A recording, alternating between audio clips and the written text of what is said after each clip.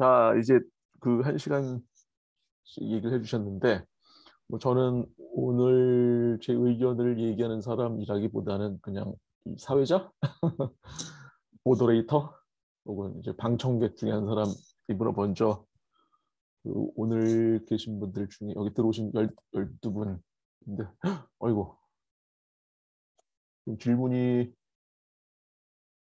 자, 우리 서정일 박사님이 무지하게 길게 질문을 해주셨는데 지금 짐작에 마이크가 안 되는 위치에 있어서 그러신 거 아닌가 싶어요. 그래서 제가 대표로 읽어드릴게요. 네.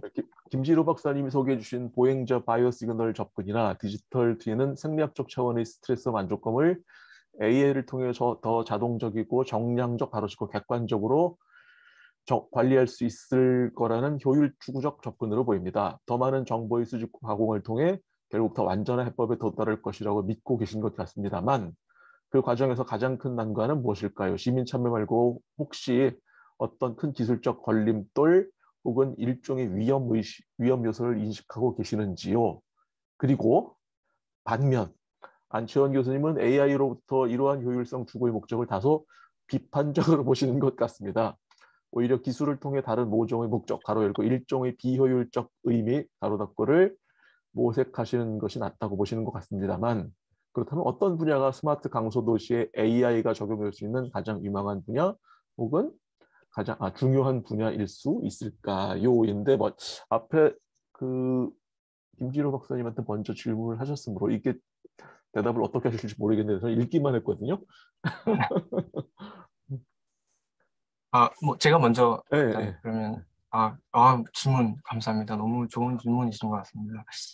네, 아마도 많은 난관은 있을 겁니다. 이 테크놀로지가 이렇게 개발이 돼서 사람들에게 상용화되려면 엄청 많은 난관이 있을 것인데 아마도 이제 이, 이 플랫폼을 좀 더 정확한 정보를 전달하는 그런 데이터 가공에도 아마 큰 난관이 있을 것 같고 근데 이제 그것도 있지만 지금 이제 당장에 이제 이번 실험을 앞두면서 좀 하나 난간에 이제 부딪힌 게 실은 사람들이 참여하는 것을 모티베이트 하는 것은 어떻게 할 수 있을 것 같습니다. 좀 쉬운 플랫폼을 만들고 광고를 하고 선전을 하고 이제 또 사람들이 많이 이제 이걸 사용하는 그런 문화가 생기고 이런 아이디어가 있는데 이거를 어떻게 사람들이 쉽게 사용할 수 있도록 전달해 줄까가 좀 되게 힘든 것 같습니다. 이걸 잘 개발했다고 가정했을 때.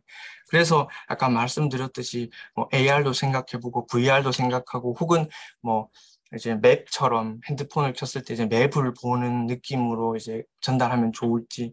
그래서 이러한 전달에 대한 그런 생각과 아이디어 이것은 이제 좀 유저빌리티랑 관련되고 뭐 이제 UX라고 좀 유저 인터페이스 이런 측면도 막 고려가 돼야 되는데 사람들이 쉽게 쓰려면 이제 그런 것에는 아직은 좀 제가 그리고 기존 연구에서 많이 다루지 못한 것 같습니다. 왜냐하면 개발에 워낙 치중을 많이 했었기 때문에 이때까지. 그래서 아마 그것이 좀 하나의 큰 난관이 아닐까 저는 이렇게 생각하고 있습니다.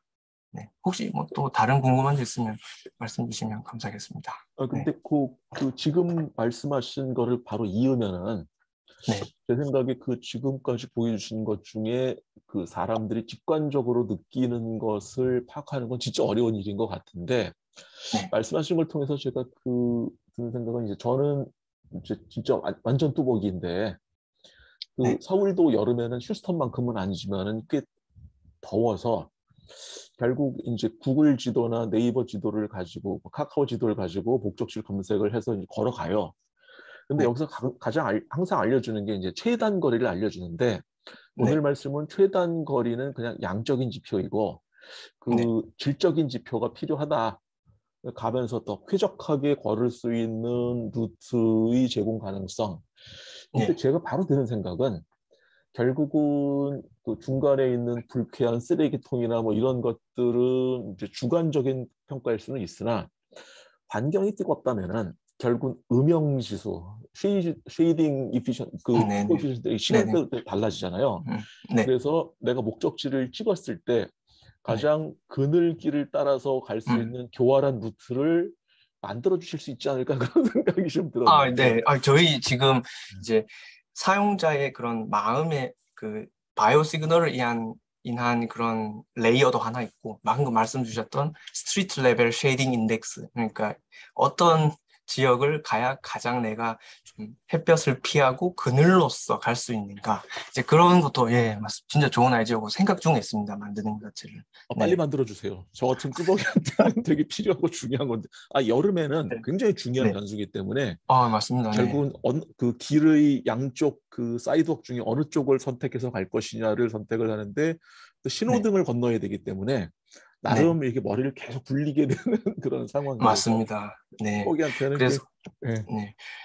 이 재밌는 말씀. 그래서 그런 거는 이제 시민들에게도 사용될 수 있고, 이제 팀 안에서 나온 아이디어는 이제 또 그런 게 있으면 너무 그늘만 지는 건 또 싫지 않습니까? 저희가 또 쉐이딩이 또 어떤 집안에서 사는 사람들 입장에서는 이제 일조권과 이런 게 좀 햇볕을 쬐고 싶은 사람도 있는데 그런 것들에 대한 추가 정보도 물론 스트릿이지만 그것이 그래서 정부 관계자나 또 이런 집을 알아보는 사람들한테도 쓸 수 있고 그래서 좀 다양하게 쓸 수 있다는 점을 또 말씀을 드리고 싶습니다. 추가적으로. 네.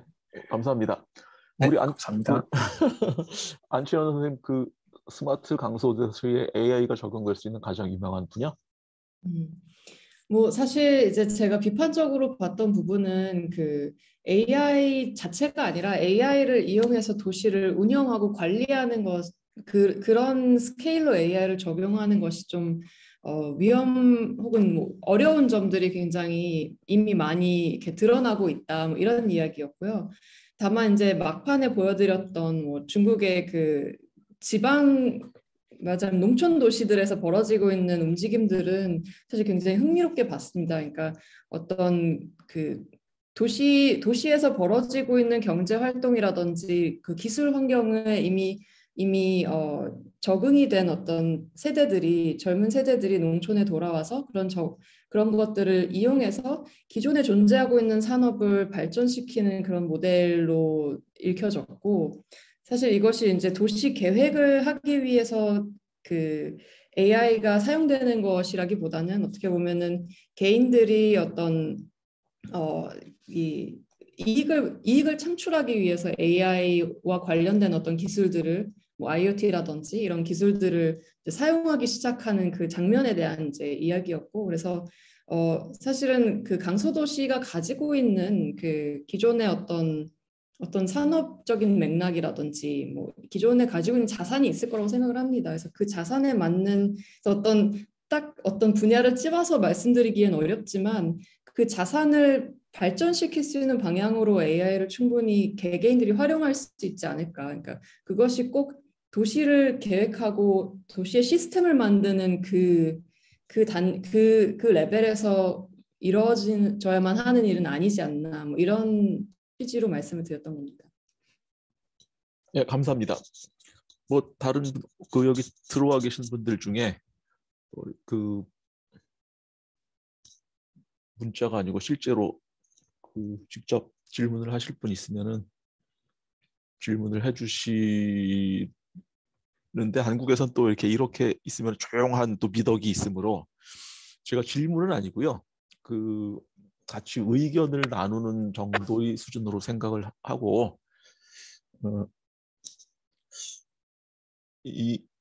오늘 사실은 두 분이 말씀하신 내용 중에 제일 의미 있는 것은 내용 자체보다 지금 이 미국과 뭐 이렇게 영국 뭐 여기저기 다 포함해서 각 나라에서 어느 정도의 고민들과 이 지식의 축적이 이루어지고 진행되고 있구나를 이제 공유한 것 같아요.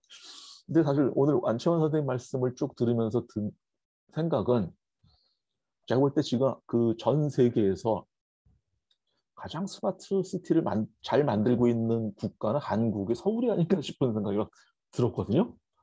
그러니까 한국에서는 이제 그 버스 기다리려고 하면은 몇 분 있으면 오는데 그 버스가 이게 얼마나 복잡한지 여유 있는지도 다 알려주고, 그리고 미국은 이제 지금 여전히 DMV에 가가지고 이거 뭐 하나 뽑으려면 석 달 걸리는데 한국은 가서 2시간 있다가 나올 때는 이미 손에 들고 있고, 이게 결국 스마트폰으로 들어가 있는 상황인데다가 이 집에서 그 프린터를 가지고 무슨 주민등록 등본에다가 뭔가를 다 띄고 심지어 학교에서 졸업증명서도 그 자리에 다 띄는 사회가 됐으니까 제 심작에는 한국이 제일 앞서 있는 사회가 아닌가 싶은데 그 이 와중에서 제가 그 갑자기 그 되게 당황스러운 상황을 하나 목도를 했는데 며칠 전에 이제 사우디의 프린스인 MBS 무하마드 빈 살만이 길이 110마일짜리 길다란 신도시를 하나 만들겠다 해가지고 온갖 꿈을 다 던져놓고 홈페이지도 만들었더라고요. 가서 보면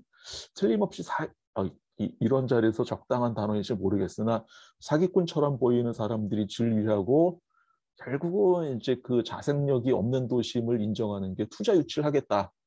아무리 우리가 돈이 많지만은 도시를 그렇게 만들 만큼의 그 여유 자산이지 않기 때문에 그런 얘기를 하는데 혹시 안채원 선생님 입장 표명이 있으신지 이런 좀 당황스러운 이거는 뭐 아까 말씀하신 노먼 포스터의 뭐 그런 도시랑은 수준이 다른 초거대 인류 역사상의 신도시인데 혹시 뭐 두 분이 혹시 코멘트 하실 게 있으시면은.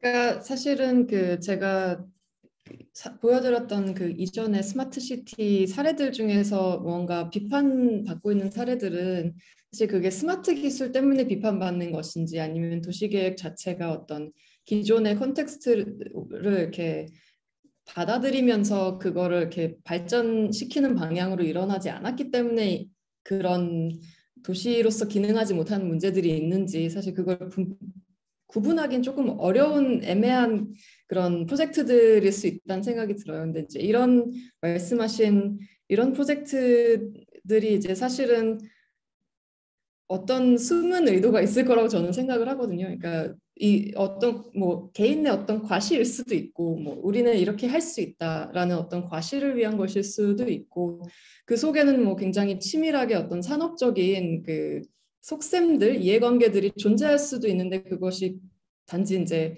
뭔가 굉장히 허무맹랑한 발언처럼 그렇게 그 속에 이렇게 숨어 있을 수도 있다는 생각도 듭니다. 그래서 좀 시간이 지나야 알 수 있는 부분인 것 같은데 앞서 말씀하셨던 그러니까 서울에 사는 사람들의 어떤 생활에 이미 스마트 테크놀로지가 엄청나게 많이 들어와 있는 점, 그리고 그런 인프라들이 굉장히 촘촘하게 계획되어 있고 실행되고 있다는 점, 이런 점이 사실은 한편으로는 그래서 그 가능성도 굉장히 많은 지점이라는 생각이 들어요. 그러니까 시민들이 이미 그런 디지털 테크놀로지에 굉장히 많은 그 생활 속에 익숙함이 있고 그리고 이 툴들을 다룰 수 있는 역량들이 있고 그랬을 때 사실은 그 마스다나 송도와 같은 그런 말하자면 어떤 이 도시를 아예 통으로 새로 짓는 식의 방식이 아닌 기존에 존재하고 있는 도시에서 무언가를 개선할 수 있는 방향으로의 그런 테크놀로지 개발이 굉장히 손쉽게 가능하다고 보고 사실 거기에서 이제 김진우 박사님이 오늘 발표해 주신 내용이 굉장히 많이 잘 맞아 떨어지는 부분이라는 생각이 들었어요. 그러니까 이미 사람들이 기존에 사용하고 있는 툴들을 어떻게 말하자면 해킹해서 다른 방식으로 사용할 수 있도록 그 연결점을 만들어줄 것인가. 그래서 답변이 됐을지는 잘 모르겠으나 이미 서울이 가지고 있는 어떤 기술 자산 또 기술에 대한 친화력 이런 것들이 사실 서울뿐만이 아니라 사실 대한민국에 사는 사람들이라면은 그런 점들에서 이미 어느 정도의 그 유니크한 상황들이 있다고 생각을 하거든요. 그래서 그런 점을 오히려 이렇게 집중하여 거기에서 이렇게 확장해 나가는 어떤 모델들을 생각할 수 있지 않을까. 좀 추상적이긴 하지만 뭐 그런 생각을 합니다. 김진우 박사님 혹시. 네. 좋은 말씀입니다. 저도 한번 곰곰이 생각을 한번 해봤습니다. 어떤 말씀을 드리는 게 좋을지. 근데 제가 생각하기로는 이제, 제가 이제 어떠한 스마트 시티를 위한 기술을 개발한 사람으로서 생각하기로는 이런 기술은 도시가 태어나고 서스테이너블하게 도시 사람들을 계속 그 도시에 잡아두고 그 도시가 계속 이어나가는 것을 기술로서 모든 걸 붙잡아 두는 건 참 쉽지는 않은 것 같습니다. 그 도시가 있으려면 산업이 있어야 되고 여러 많은 측면들이 모이고 모여 쌓여서 컴플렉스하게 이제 만들어지는 게 도시이기 때문에 그래서 이제 그런 도시의 그런 발달과 이런 건 사실 저는 잘 모르겠으나 이제 그래도 그런 계획이 있다면 그게 뭐 정치적인 이유일 수도 있고 뭐 여러 가지 이유로 이제 과시의 목표일 수도 있고 그러나 이제 거기서 뭔가 또 새로운 기술이 탄생되고 또 이제 접목하려고 노력한다면 뭐 괜찮은 시도가 될 수도 있고 또 예를 들어 여기 텍사스 A&M은 지금 보니까 이제 달에 도시를 하나 만들어야 된다고 이제 뭐 그런 이야기를 하고 있던데 왜냐하면 이제 달에 도시가 있어야 화성으로 갈 수 있기 때문에 이제 뭐 그런 프로젝트도 있고 그래서 뭐 이제 지구 밖에 이제 프로젝트도 있는 한국의 이제 그런 프로젝트들에서 물론 허무맹랑한 이야기일 수도 있지만 새로운 기술이 탄생될 수 있는 그런 뭐 시작점이 될 수도 있고 뭐 그냥 그런 생각을 한번 해봤습니다. 말씀 주신 거에 의해서. 네. 네. 그 이제 제가 오늘 안치환 선생님 말씀하신 나옴이나 이 송도가 꽤 이제 그 밖에서 널리 알려져 있는 뭐 스마트 시티를 위한 이게 이런저런 그 말하자면 이제 스마트 시티 사례를 얘기할 때 송도가 빠지진 않더라고요. 그리고 이제 지금 말씀드린 네옴시티 뭐 110km, 110마일, 170km짜리 도시를 만든다고 했을 때 이 도시가 왜 필요한지를 생각을 해보면 그 전에 이제 한국의 신도시들은 대체로 다 성공을 했는데 그 이유는 뭐냐면 내적인 사회적인 개발 압력이 충분한 상태에서 이제 그 에너지를 받아서 만들었는데 지금 말씀해주신 뭐 송도를 비롯한 이런 도시들은 결국은 정치적 야심에 의해 가지고 만들어진 도시이기 때문에 그 도시가 자생하기 위한 내적 동력이 전혀 없는 상태에서 이제 이주했다는 그런 공통점이 있지요. 저는 여전히 그런 도시들의 생존 가능성에 대해서 대단히 비관적이에요, 사실은. 저는 송도도 이제 가서 볼 때마다 느끼는 게 뭐 이따위 도시가 다 있어라는 생각을 하는데 결국은 자신들이 몇 퍼센트의 에너지를 줄였다고 얘기는 하지만 실제로는 자동차를 타고 다니지 않으면 생존이 불가능한 미국식 도시, 거의 휴스턴 같은 그런 도시를 만들어 놨는데 제가 볼 때는 이거는 지표상으로 지속 가능하다고 말을 하고 무슨 에너지를 얼마를 줄였다고 이야기를 하지만 실제로는 그것은 데이터의 혼선 혹은 데이터의 그 교란에 의한 가면이라고 생각을 하는 그런 의심이 있긴 있어요. 그리고 이 사실은 이제 미국에 살고 계신 분한테 혹은 미국에서 공부하신 분한테 이런 말씀드리는 게 불편하긴 한데 결국 이제 한국에서 받아온 도시들이 결국은 미국의 도시들이고 결국 일기 신도시부터 만들어진 모습들은 전부 다 미국식 도시이기 때문에 분당이고 일산이고 자동차를 전제하지 않으면 생존이 불가능한 도시인데 지금 우리가 생각하고 있던 강소 도시라고 한다면 절대로 그런 방식의 도시는 아니고 뭐 미국은 전 세계 인구의 4%밖에 안 되는데 에너지는 25%를 다 쓰면서 이제 카본 탄소 중립을 얘기하니까 제가 볼 때 너무나 어이가 없는 상황인데 뭐 좀 답답하긴 한 상황입니다. 그리고 이제 한국의 수많은 그 도시에 관계된 정치적인 야심을 가진 사람들이 여전히 이제 더 많은 탄소를 사용할 수밖에 없는 도시에 대한 그 미련을 계속 가지고 있고 땅을 가로엎고 그런 상황이라서 저는 좀 불편한 점이 있긴 있는데 뭐 제가 얘기하는 자리가 아니기 때문에 갑자기 내가 이제 흥분해서 말씀을 드렸는데 뭐 발표하신 두 분 중에 제 얘기를 좀 더 합쳐가지고 좀 미국에서 공부하시는 분 입장에서 아니 제가 볼 때는 싱가포르는 이제 말하자면은 컴팩트 시티 상당히 유사하게 이제 접근해 있는 도시이기 때문에 미국에서 공부하던 보스턴 정도면은 이제 조금 고전적인 도시래 가지고 피해가 적을 텐데 제가 볼 때 휴스턴 같으면은 거의 LA처럼 굉장히 인류가 만들어내기 곤란한 만들어내면 곤란했던 그런 도시가 아니었을까 생각을 하는데 안철 선생님 미국 도시하고 싱가포르하고 살아보시니까 무슨 차이가 있는 것 같아요? 네. 저는 사실 근데 보스턴 그 강 건너 케임브리지에 살았어가지고 거기는 이제 살면서 사실 차를 살 필요가 없었어요. 대중교통 이용하면 되고 뭐 자전거 타면 되고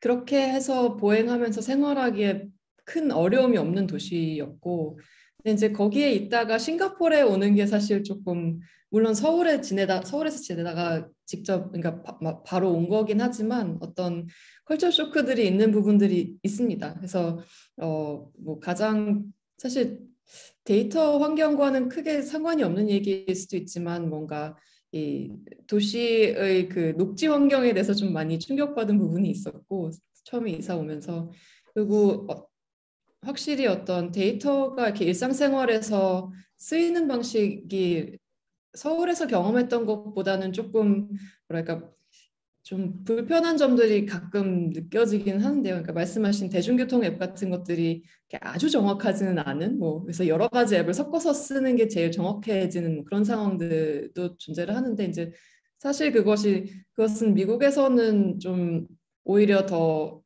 그 상상하기 좀 어려운 상황들이었죠. 근데 제 생각에 그 이유는 아마 이제 미국은 도시 계획을 굉장히 많은 부분 도시가 그 도시 계획을 이렇게 할 수 있는 어떤 자금력이라든지 뭐 그런 그 추진할 수 있는 그 룸이 별로 없어서 이렇게 프라이빗 섹터에 되게 많이 의존해서 도시 개발이 이루어지는 점들이 있는데 이제 싱가포르는 그와 아주 반대로 도시가 모든 개발을 하는 그런 이제 구조이잖아요. 한국은 어떻게 보면 그 사이 어딘가에 있는 것 같고 그래서 그런 도시 개발 구조를 놓고 보면은 또 이 기술을 더 빨리 이렇게 흡수해서 뭔가 해보려고 하는 노력들이 또 관에서 좀 더 많이 주도되는 인상을 이제 한국이나 싱가포르에서 좀 더 많이 받았던 것 같습니다.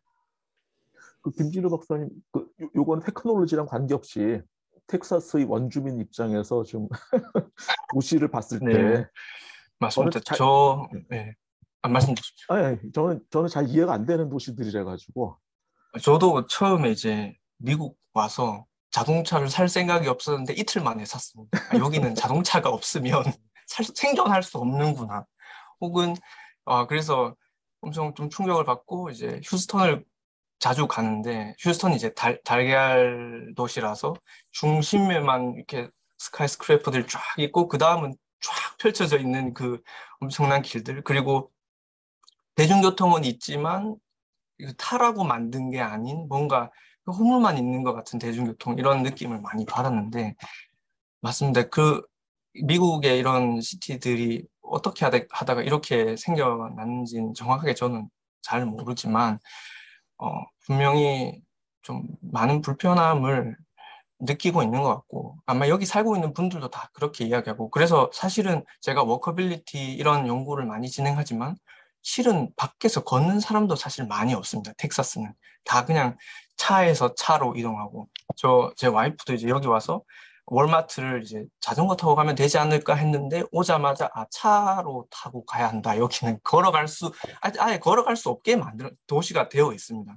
그래서 그런 것들은 좀 그래서 결국 미국에 보면 비만율이나 이런 것들도 엄청 오비시티가 되게 심각하다고 하는데 아마 굉장히 큰 연관성이 있는 것 같고 사람들의 피지컬 액티비티를 증진할 수 있는 그런 시티의 구성이 아니니까 그런 맥락에서 저도 컴팩트 시티나 한국같이 굉장히 몰려있지만 그런 퍼블릭 트랜스포테이션이 잘 돼 있고 그래서 사람들이 내가 뭔가를 사거나 뭔가 행위를 할 때 많이 걸을 수 있게 장려하는 그런 도시가 사실은 멀리 봤을 때는 서스테이너블하고 또 좋은 도시가 아닌가 이런 생각을 합니다. 물론 근데 또 미국에 살면서 한편으로는 미국이 이렇게 발전이 될 수밖에 없었구나라는 생각이 드는 게 이제 사실은 미국이 패권 국가고 굉장히 부의 축적이고 이 잔디나 이런 것들이 사실은 과시에서도 좀 시작이 된 거가 있고 그러면서 이제 뭐 석유값이나 이런 것도 이제 지금 셰일가스 이런 걸로 이제 그래도 계속 유지를 하고 있는 그런 면에서 이제 이런 것들이 또 사실 땅도 엄청나게 크지 않습니까? 미국이 이제 그 펼쳐진 평원에 진짜 집을 짓기만 하면 되는 그런 시스템인데 사실은. 그래서 사실은 사람들이 조밀하게 살 필요가 없는 거라고 생각을 했습니다. 왜냐하면 또 하나의 문화적 측면에서는 미국인들은 프라이버시가 엄청나게 중요한데 집이 조밀하고 사람들을 닭장처럼 모아놓는다고 생각을 해서 이제 아파트먼트 컴플렉스가 이제 층이 올라가게 되고 컴팩트 시티는 그런 거가 굉장히 반감이 있는 그런 또 문화적인 요소 이런 것들이 좀 믹스가 돼서 이렇게 되지 않았나 이런 생각을 합니다. 네. 여기에 한 가지만 덧붙이자면 사실 이제 또 미국은 그 60년대부터 이제 그 도시를 벗어나서 서버브에서 이렇게 집을 짓고 사는 것이 굉장히 제도적으로 뒷받침이 많이 됐고 그러다 보니까 뭐 경제력을 가진 백인들이 이 주변 지역으로 이제 이주를 나가면서 또 도시는 세금을 거둘 수 있는 사람들이 없어지고 이러면서 점점 더 쇠퇴하고 그러면서 그런 인식들이 또 새로 만들어졌던 지점도 역사적으로 있어서 그 부분도 좀 그런 현상에 이렇게 뭐랄까 문화적으로 맥락을 만드는 어떤 과거의 그 잔재들인 것 같습니다. 네, 안창범 선생님이 뭐 마이크가 켜져 있는데 혹시 무슨 하실 말씀이 있어서? 저도 뭐 그냥 참석한 김에 뭐 한 말씀 드리고 싶어서 일단 그 두 박사님 오늘 세미나 너무 잘 들었고요. 그 방금 이제 그 서현 교수님께서 얘기하신 부분에 대해서 제가 이제 그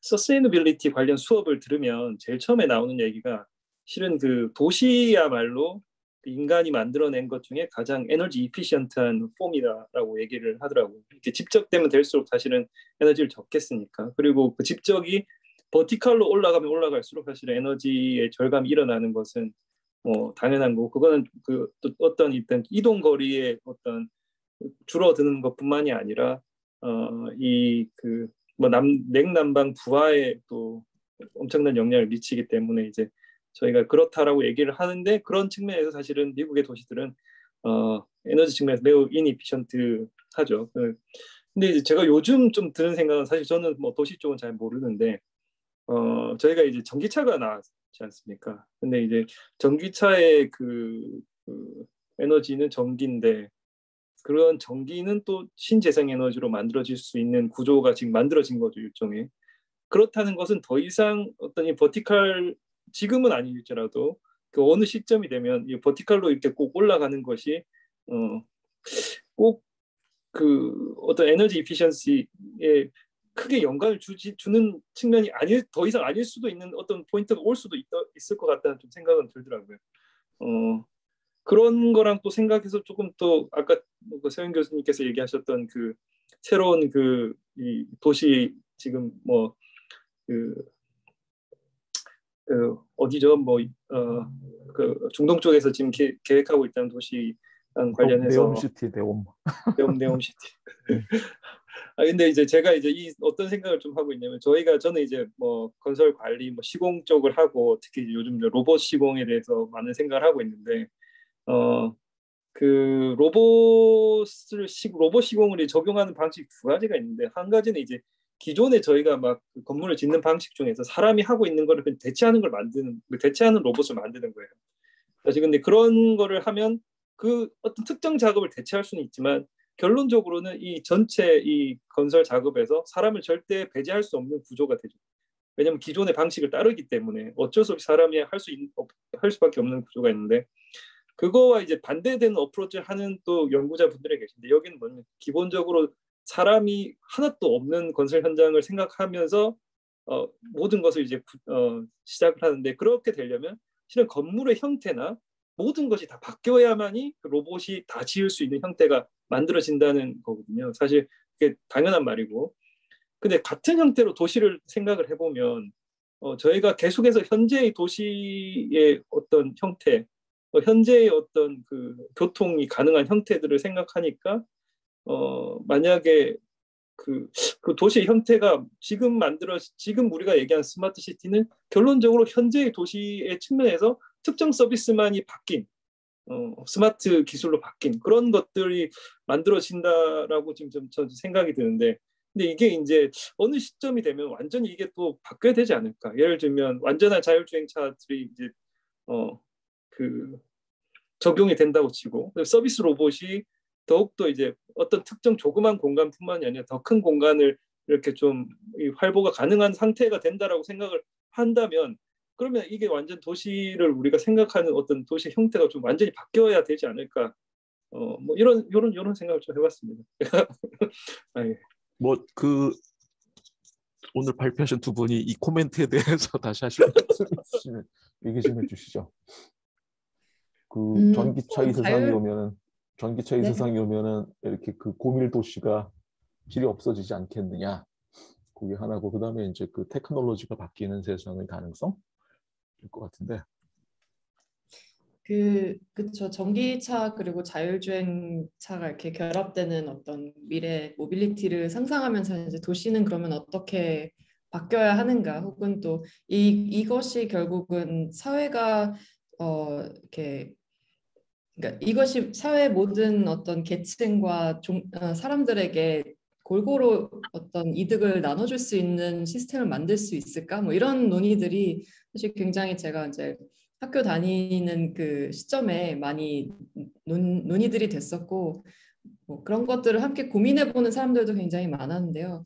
사실은 아직 논의 자체가 뭐 어떤 새로운 도시의 형태라든지 새로운 어떤 물리적 공간을 상상하는 데까지는 가지 않은 것 같고, 기존의 차량들이 뭐 차지하고 있던 공간들이 어떻게 새롭게 이용될 수 있을까 정도의 이제 논의가 있었던 것 같습니다. 그리고 사실은 한 가지의 어떤 장점, 몇 가지의 장점들이 있지만 또 생각하지 못한 어떤 다른 단점들 혹은 다른 어떤 새로운 차별의 상황들도 많이 생겨나는 것들이 예측을 하는 분들이 계셨거든요. 그래서 그런 점들 생각해보면 뭐 예를 들어서 이제 그렇다면은 뭐 주차장이 필요 없지 않냐, 뭐 이런 얘기들을 이제 하면서, 그러면 차들은 계속해서 공회전을 하면서 사람을 픽업하고 뭐 어디에 드랍업 해주고 이럴 수 있지 않냐, 뭐 이런 이제 시나리오들을 같이 이제 브레인스토밍 하다 보면은 또 그렇게 한다고 했을 때 뭐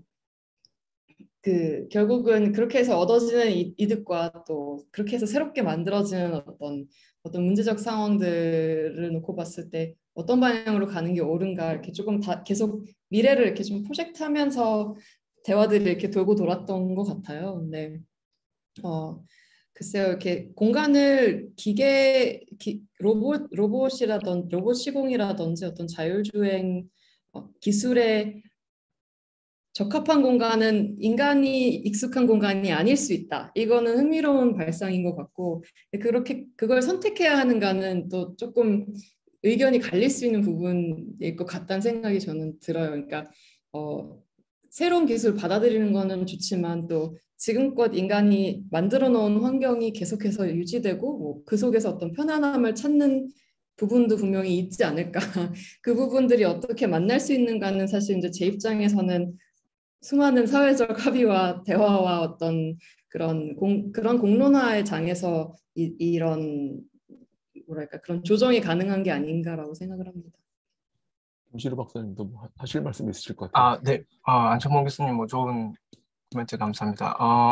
저도 미국에 살면서 이 도시 플래너들의 생각을 완전히 조금 바꿔야 된 수도 있는 기술 두 가지를 직접 눈으로 본 게 있습니다. 하나는 지난주에 이제 아마존에서 여기 텍사스에 있는 칼리 스테이션에 와서 이제 무인 드론 택배 서비스를 여기에 이용하겠다. 그래서 이제 주민들한테 이제 쇼케이스도 하고 이런 테크놀로지를 선보이는. 그래서 이걸 보면서 테크놀로지는 참 이게 내가 하고 싶다고 해서 하고 싶어서 하기 싫어서 안 하는 게 아닌 발전을 거듭해서 나의 일상에 이렇게 훅 다가와 버리는구나 하면서 이제 그런 기술을 하나 눈앞에서 봤고, 지난주에 또 한 학기 전에 제가 유니버시티 오브 휴스턴에 갈 일이 갔는데 이미 거기는 음식을 로봇이 다 배달하고 있었습니다. 길에 뭐 자꾸 작은 자동차들이 이렇게 저의 보행을 방해하길래 이게 뭔가 찾아봤더니 유업 휴스턴에서는 이미 그런 자동차 로봇이 이제 주문만 하면 어디든 그게 도달을 해서 캠퍼스 안에서 이제 했고, 저는 생각이 이렇게 만약에 로봇이 배달을 하는 시스템이 되면 우리 페데스트리안 로드도 좀 바뀌어야 되겠구나. 이 인간과 로봇이 함께 걷기에는 또 길이 너무 좁고 불편하고 위험할 수 있겠는데 이건 또 다른 계획의 변경이 될 수도 있겠구나. 이 테크놀로지가 우리에게 받아들여지면 이런 생각을 하면서 이제 우리가 만약에 뉴 스마트 시티를 구상을 한다면 앞으로 어떤 테크놀로지가 결국 우리에게 다가올 수밖에 없는지를 좀 잘 예측하고 그것을 미리 준비할 수 있는 사람이라면 조금 더 나은 전략을 미리 좀 고민할 수 있지 않을까 이런 생각은 좀 했었습니다. 네, 이상입니다. 네. 아까 이제 안창권 선생 처음 말씀하신 전기차 시대가 오면은 우리가 컴팩트 시대에 사는 게 그 도전을 받을 것이다라고 말씀하시긴 하셨지만 사실 전기차는 전기로 움직일 수는 있어요. 근데 제 생각에 전기는 허공에서 자동차가 허공에서 떨어지는 게 아니고 결국은 철강을 조립하고 카본 파이버를 조립하고 알루미늄을 조립해서 만들어지는데 철강을 만드는데 엄청나게 많은 탄소가 나오고 그리고 알루미늄도 이제 결국 전기 분해로 해서 만들면은 엄청난 전기가 결국 소모가 되기 때문에 제 생각에는 자동차라고 하는 물건의 존재 자체는 그것이 운영할 때 전기가 덜 들고 그 전기가 무슨 바람이나 태양에서부터 나올 수 있다 하더라도 그게 만들어지는 과정에서 엄청나게 탄소를 잡아먹기 때문에 그 전기 자동차 자체가 도시의 구조를 컴팩트 시티에서 플랫시티로 바꿀 수는 없을 것 같다는 게 제 생각입니다. 그리고 오늘은 제가 대답하는 자리는 아니고 의견 내는 자리도 아닌데 그냥 우리 이제 토론하는 자리라고 생각을 해가지고 지금 얘기를 하면은 아까 안채원 선생님 말씀 쭉 하시는 얘기 중에 이제 제가 지속적으로 들었던 생각은 뭐냐면 이제 테크놀로지와 사이언스의 차이인데 오늘 김진우 박사님이 보여주셨던 논문의 내용은 대체로 사이언스예요. 가치 중립적일 수 있는 거죠. 사이언스는 가치 중립적일 수 있어요. 하지만 제 생각에 테크놀로지는 가치 중립적이기가 무지하게 어려운 게 결국은 이 테크놀로지를 사용하는 목적은 인간이 사회적으로 지속 가능한 다음 세대의 기반을 만들어주기 위한 도구다라는 저는 절대 신념이 있습니다. 오늘 김진우 박사님 텍사스에 갔더니 지금도 그 로봇들이 돌아다니면서 배달을 한다는 이유는 내가 자동차를 타고서 그 목적지에 가는 것보다 그 로봇이 훨씬 더 탄소량을 줄여주기 때문에 그 테크놀로지가 채택됐을 거예요. 그래서 저는 적어도 이 도시에 관한 테크놀로지에 대해서는 절대 신념이 하나 있는데 그 모든 테크놀로지는 결국은 인간이 만들어 놓은 사회, 사실은 조금 이기적이죠. 모든 것들을 전부 다 인간 중심으로 생각하기 때문인데 어쩔 수가 없어요. 환경을 우리가 생각한다는 것도 결국은 인간들이 생존하기 위해서 환경을 생각하는 거래가지고 제 생각에는 결국 모든 테크놀로지의 가치 판단 기준은 우리가 이 지구상에서 살면서 얼마나 더 합리적이고 그 공생의 관계를 이루어가면서 이 사회에서 다음 세대에 그 안전하고 지속 가능한 도시를 계속 만들어 주느냐이고 전제는 하나죠. 우리들이 제일 좋은 건 우리들이 다 사라지는 건데 마음대로 안 되잖아요. 이게 그냥 사라질 수 없고 태어났는데 어떻게 해. 그러면 결국은 이 도시에다가 부담을 제일 덜 주고 건축쟁이가 이런 얘기하니까 되게 웃기긴 한데 건축쟁이는 일단 화석연료를 만드는 직업이고 콘크리트, 철강을 쓰는 작업이긴 하지만 그럼에도 불구하고 어떻게 하면 조금 더 합리적이고 그 자연에 대한 부담이 적은 방식으로 그 조립을 해서 만드는 것인데 제 생각에는 그 과정의 테크놀로지, 오늘 말씀하신 정보통신 테크놀로지부터 시작해가지고 AI가 크게 개입하지 않을까 싶은 그런 좀 낙관적인 미래 전망이 있긴 있습니다. 그게 사실은 이제 18세기 후반부터 이 근대 사회를 엮어온 가장 중요한 이 동력이었다는 그런 신념이 있긴 있고요. 오늘 말을 너무 많이 했네, 이 진행자가. 그 시간이 얼추 돼서 우리 오늘 발제하신 두 분께서 이제 마지막 코멘트 한마디씩 해주시고 오늘은 정리를 했으면 합니다. 자, 한마디씩 해주세요. 그래서 뭔가 안채원 선생님. 제가 먼저 하겠습니다. 네, 오늘 이 자리에 초대해 주셔서 감사하고 사실 이제 저 개인적으로도 여러 가지 좀 테크놀로지와 도시 역사에 대한 저의 뭐 생각들을 좀 정리할 수 있는 좋은 시간이었고 또 질문들 나왔던 대화의 내용들이 또 다시 이제 이런 특히 뭐 강소도시의 미래라든지 혹은 또 좀 더 크게는 이제 도시의 지속 가능성에 대해서 좀 더 고민할 수 있는 좋은 시간이었습니다. 그리고 김진우 박사님 그 연구에 대해서도 좀 배우게 되어서 굉장히 뜻깊은 시간이었던 것 같고요.